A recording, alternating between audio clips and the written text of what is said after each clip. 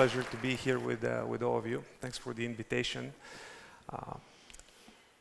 There are big plans in all areas for Sofia, but I'll just use the opportunity to talk a little bit more about our thoughts on technology and how technology will be used and how it will shape what gets done in the city.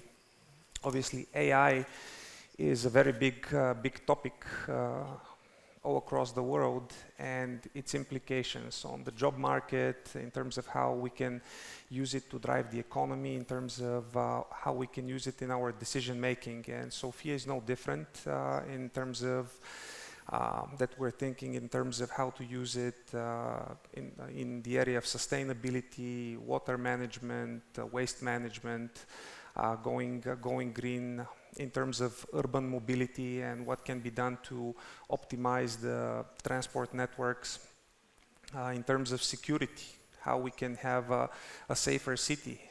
But all of these things rest on some investments that we need to make in the coming years, because you know that a model is only as good as the data that sits behind it. So as a city, we have to make big investments in making it smarter. Basically, to connect all those IoT devices, to install them, to integrate the data, to explore the causality between the different things that happen in different areas, so that we can really start modeling and then automating things, so that we can accelerate the decisions that we as a city make. Because today we're still running many things in an analog way, a little bit disconnected, and first we have to get all of that working together before we can really move to a smart city and harness AI. But technology sits high on our agenda in all three pillars, in terms of what we want to do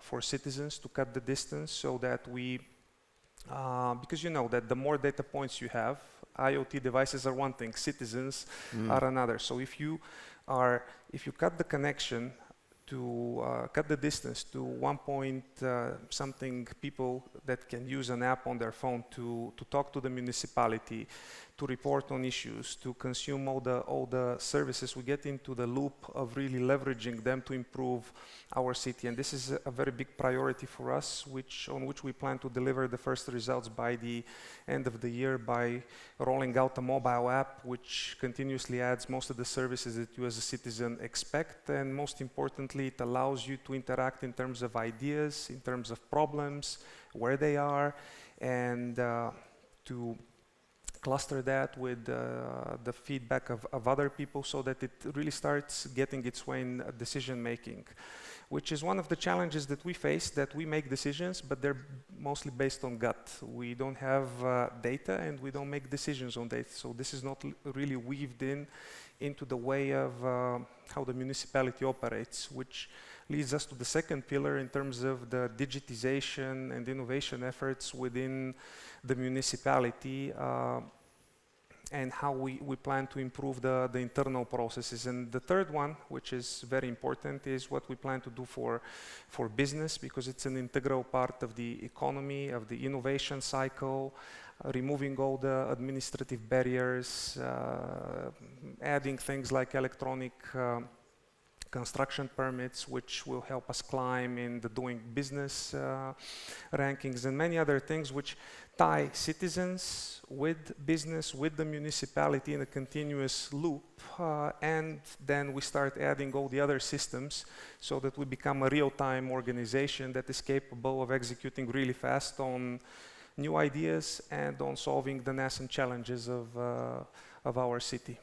All of that coupled with a lot of investments in education, because if we are going to be this digital future-proof economy, we also need to make sure that there are people who really understand technology and who grow up not just to consume it and watch videos, but really to leverage it intelligently in their daily lives. Super, thank you very much. Before I move along, I just wanted to ask you one very quick question, one very brief answer. Sofia can be a beautiful city, a fantastic place to be, as I said before, but a very low level of digital nomads here. It's as a foreigner, of course, this is the question I would ask, but you're competing in many ways with cities all over Europe to attract the talent that you're going to need if you're going to have a thriving technology sector. Why is the digital nomad population here so small? Is there any plan you have to do anything about that? The short answer is because of what Deputy Prime Minister Gabriel mentioned. The story is not told. We have great fundamentals in terms of starting a business, in terms of the innovative ecosystem, so we stand really well. But you also have to market that to the outside world. And whereas we're not probably doing so well with digital nomads, we are doing quite well with the startup ecosystem, attracting people from Europe, them coming here, setting up their companies, getting investment, and no wonder Sofia and Bulgaria ranked #1 on the Balkans this year again.